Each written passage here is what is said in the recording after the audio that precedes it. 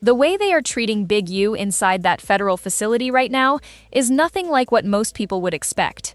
His phone calls are monitored, his movement is tracked, his contact with other inmates has been slashed to almost nothing.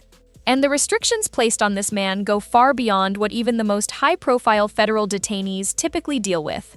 Since the moment he entered federal custody, authorities have treated him as someone whose influence did not stop at the prison gates. And what happened inside that facility months later is exactly why. Before we get into what's happening behind those walls, here's who Eugene Henley, the streets know him as Big U, actually is. He built his name over several decades in Los Angeles, becoming one of the most recognizable figures associated with the Rolling 60s neighborhood Crips, one of the largest and most historically significant Crips factions in the country. But Big U didn't just stay in the streets. He cultivated a public image that put him in rooms with celebrities, community organizers, and city officials, presenting himself as a reformed voice dedicated to steering young people away from violence. He launched a nonprofit called Developing Options that attracted city funding and celebrity donations as an anti-gang intervention program. That dual identity, street legend, and community leader made him one of the most closely watched figures in Los Angeles for years. Federal prosecutors told a very different story. In March 2025, Henley was arrested on federal racketeering charges as part of a sweeping investigation into what prosecutors called the Big U enterprise, deliberately invoking the same RICO language used to dismantle traditional organized crime families. Prosecutors alleged he used his reputation and network to run an operation built on intimidation and extortion, pressuring businesses, entertainers, and athletes into compliance while using his public persona as cover. As for Developing Options, prosecutors allege it wasn't what it appeared to be, that millions in city funding and celebrity donations were allegedly diverted away from community programs and into the criminal operation instead. Beyond the racketeering charges, Henley also faces allegations connected to trafficking, COVID-19 relief fraud, and a 2021 murder in Las Vegas. He has maintained his innocence throughout. From the moment Big U walked into federal custody, officials made clear this wouldn't be standard intake. His profile and the scale of the allegations against him put him in a different category from day one.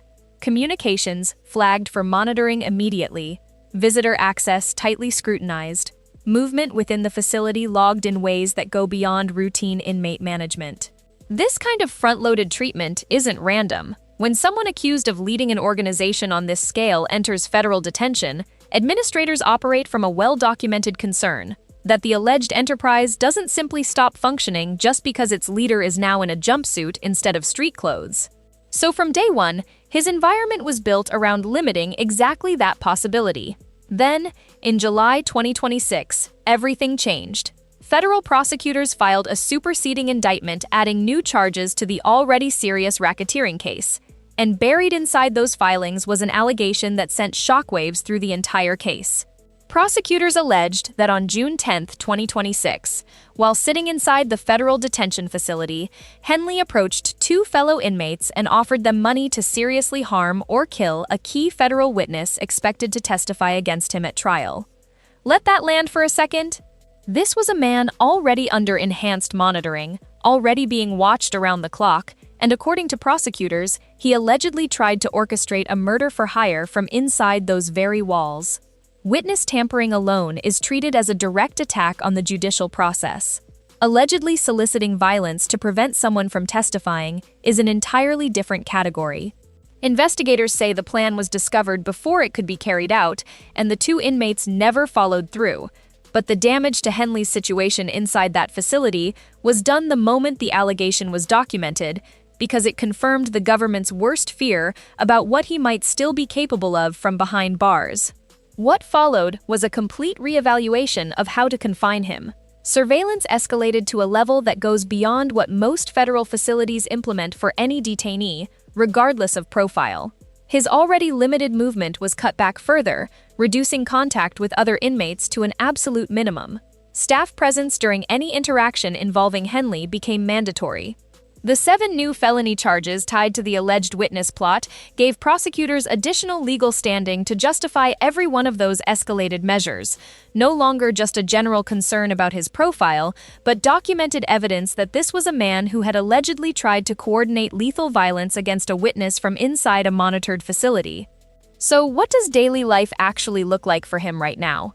Every phone call is a recorded event, reviewed and cataloged in real time by someone on the government side whose job is to flag anything that raises concern before it reaches the person on the other end.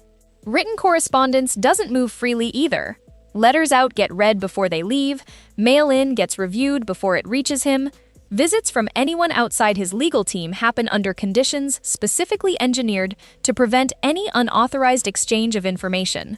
His access to common areas, where inmates typically build informal relationships and navigate daily prison life, has been sharply curtailed, with time spent around other detainees without staff directly present reduced to near zero. This is a level of monitoring most people in the federal system, even those in high-security institutions, never experience. A degree of control that reflects the government's specific, documented concerns about what officials believe this particular man is capable of, even from inside a locked cell. What makes that hit differently is the contrast with who prosecutors say Big U was before the handcuffs went on.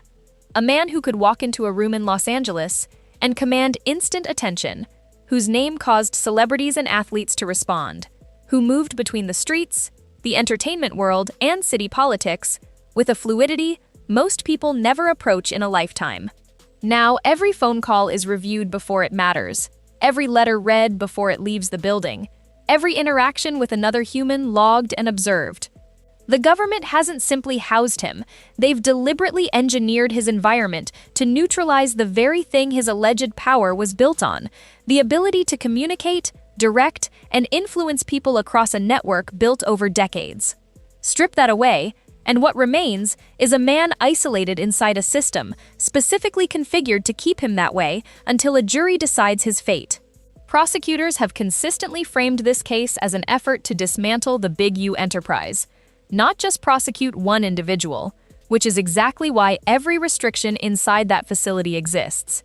Every unmonitored call prevented is treated as a potential link to someone still connected to that network on the outside.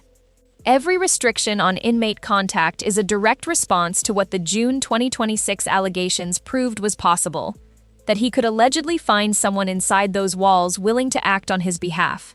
The government isn't treating his imprisonment as a pause in alleged criminal activity. They're treating it as the same fight, continued on different terrain. Public and legal attention around this case has only grown with each new filing, and it's easy to see why. A defendant who moved between LA street culture and celebrity circles, a nonprofit that received city funding, a RICO framework typically reserved for the most sophisticated organized crime operations, trafficking and fraud allegations, a murder allegation out of Las Vegas, and sitting on top of all of it, an alleged plot to have a federal witness killed from inside a monitored facility.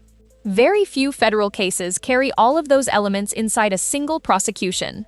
Eugene Henley is currently scheduled to stand trial alongside 6 co-defendants beginning in February 2027, where the courtroom will hear evidence covering racketeering, witness tampering, trafficking, fraud, and the Las Vegas murder allegation. Prosecutors will argue the evidence proves the Big U enterprise was exactly what they say it was. His defense team will argue the government has fundamentally mischaracterized a man whose public work reflected genuine commitment rather than criminal cover. Whatever the outcome, right now, every single day Big U spends behind those walls is a day lived entirely under the microscope. Every call a potential piece of evidence, every interaction a logged event, every restriction a direct expression of how seriously the government views what it believes it's dealing with. And with a potential life sentence on the table if convicted on the racketeering charges alone, those walls have never carried more weight for one man's future. What do y'all think about how Big U is being treated, and what this trial is going to bring? Drop your thoughts in the comments below, and make sure you're subscribed with notifications on. We'll be right here covering every major development in this case between now and that February 2027 trial.